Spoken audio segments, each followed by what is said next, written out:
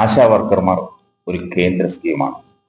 ഇവരെ സന്നദ്ധ പ്രവർത്തകരായാണ് ഈ പദ്ധതി വിഭാവനം ചെയ്യുന്നത്. ഇവരെ തൊഴിലാളികളാക്കുകയും തൊഴിൽ നിയമങ്ങളുടെ പരിധിയിൽ വരണമെന്നുമുള്ള നിലപാടിനൊപ്പമാണ് സംസ്ഥാന സർക്കാർ.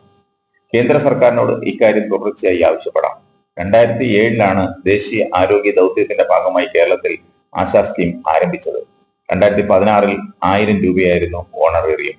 ഇന്ന് 7000 രൂപ ഓണറേറിയമായി സംസ്ഥാന സർക്കാർ നൽകുന്നു.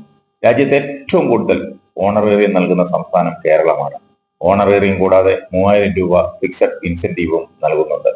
ആ ഫിക്സഡ് ഇൻസെന്റീവ് കൂടാതെ ഓരോ പ്രവർത്തനങ്ങൾക്കുമുള്ള ഇൻസെന്റീവ് വേറെയുമുണ്ട്. ജനുവരിയിലെ കണക്കനുസരിച്ച് 26,125 ആശാമാരിൽ 90% പേർക്കും കേരളത്തിൽ 10,000-നും 13,000-നും ഇടയിൽ വേതനം ലഭിക്കുന്നു. 10 മാനദണ്ഡങ്ങളുടെ അടിസ്ഥാനത്തിലാണ് 7000 രൂപ നൽകി വരുന്നത്. ചില സംസ്ഥാനങ്ങളിൽ മെറ്റേണിറ്റി ലീവ് ഉണ്ടെന്ന് ചില മാധ്യമങ്ങൾ പറഞ്ഞു. നേരത്തെ തന്നെ പ്രസവ അവധി അനുവദിച്ച സംസ്ഥാനമാണ് കേരളം. അത് ഒന്നുകൂടി ഉറപ്പിക്കുന്നതിന് 2023 പ്രത്യേകമായി ഒരു ഉത്തരവും ഇറക്കി. ആശാ വർക്കർമാരുടെ പ്രവർത്തനം വളരെ പ്രാധാന്യത്തോടുകൂടിയാണ് സംസ്ഥാന സർക്കാർ കാണുന്നത്. നിലവിൽ അവരുടെ സ്കീം വിഭാവനം ചെയ്തിട്ടുള്ള കാര്യങ്ങളിൽ കാതലായ മാറ്റം വരണമെന്ന് തന്നെയാണ് സംസ്ഥാന സർക്കാരും ആഗ്രഹിക്കുന്നത്. ഒരു സാമ്പത്തിക വർഷത്തിന്റെ തുടക്കത്തിൽ കേന്ദ്രം പറയും ഇത്ര കോടി രൂപ തരുമെന്ന്. 60% കേന്ദ്രം തരും, 40% സംസ്ഥാനം നൽകും.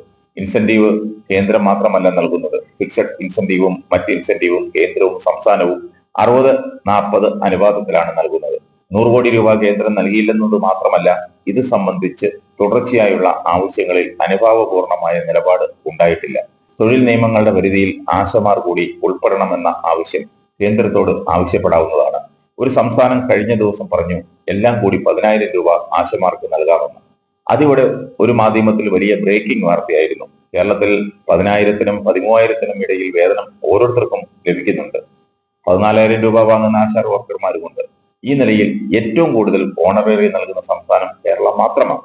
മുഖ്യമന്ത്രി കഴിഞ്ഞ ദിവസം പാർലമെന്റ് സെക്ഷന് തൊട്ടു മുമ്പ് എംപിമാരുടെ യോഗം വിളിച്ചിരുന്നു. ആ യോഗത്തിൽ ദേശീയ ആരോഗ്യ ദൗത്യത്തിന്റെ ഭാഗമായി കേരളത്തിന് ലഭിക്കേണ്ട തുക ലഭിച്ചിട്ടില്ലെന്നും പറഞ്ഞിരുന്നു. മുഖ്യമന്ത്രിയുടെ അധ്യക്ഷതയിൽ നടന്ന യോഗത്തിൽ ആരോഗ്യ വകുപ്പിന്റെ എന്തെല്ലാം വിഷയങ്ങളാണ് കേന്ദ്രത്തോട് ഉന്നയിക്കാനുള്ളതെന്ന് ചർച്ച ചെയ്തപ്പോൾ ഇക്കാര്യം അജണ്ടയിൽ ഉൾപ്പെടുത്തി കേന്ദ്രത്തോട് ആവശ്യപ്പെടണമെന്ന് എംപിമാരോട് മുഖ്യമന്ത്രി പറഞ്ഞിരുന്നു. സംസ്ഥാനത്തിന് ലഭിക്കാനുള്ള 600 കോടിയിലധികം രൂപ നേടിയെടുക്കണമെന്ന കാര്യവും യോഗത്തിൽ പറഞ്ഞിരുന്നു. അത് അവർ പാർലമെന്റിൽ ഉന്നയിക്കുമോ, നടപടിയാകുമോ എന്ന് കണ്ടറിയണം. ചുരുക്കം പറഞ്ഞാൽ ആശാമാരുടെ ആവശ്യങ്ങൾ കേന്ദ്രം അറിയണം.